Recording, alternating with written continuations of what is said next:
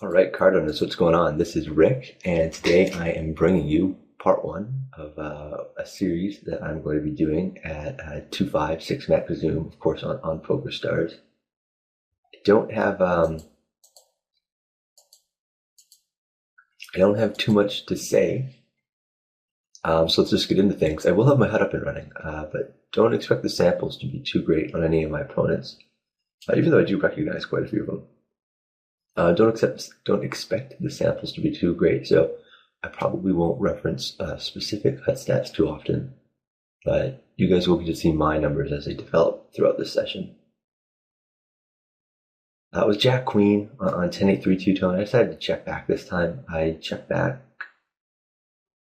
I think I want to be checking back a lot of different hands on this board.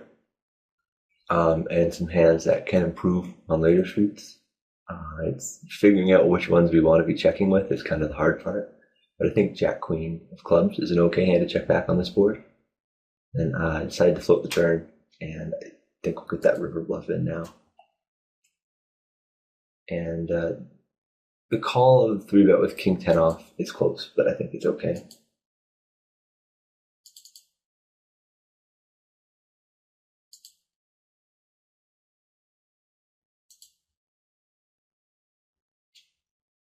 And on Queen 8-8,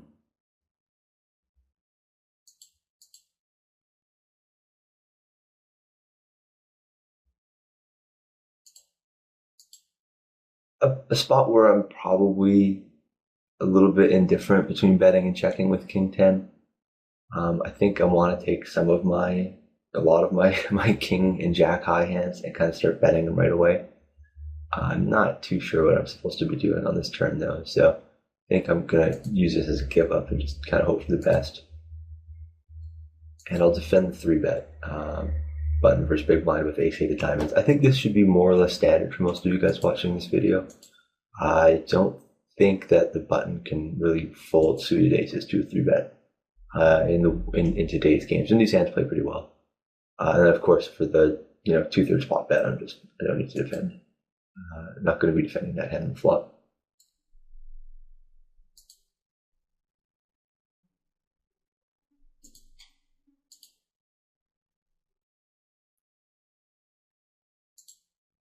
So this session, I will be opening the 3x in all positions, except the button where I'll be min-raising. Pretty common strategy, I think. I don't have too much of an opinion one way or the other. I have some suspicions that correct play might involve raising a little bigger on the button, but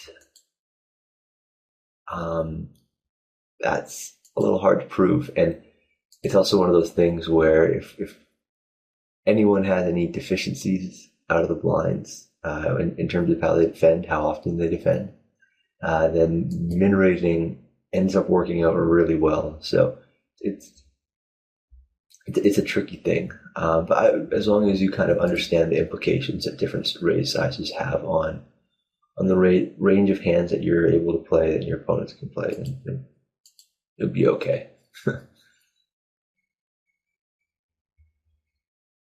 I open the 7-8 of spades. I get called by the big blind. King Queen 5 two-tone's got some high cards up there. It's a board that favors the caller, I would say. I do want some flush draws to check back on this board, and I think 8 high spades is probably a pretty reasonable hand to do it with. I don't delay c-bet these types of textures too often, but with spades on an ace turn, it's a little bit too tempting, I think.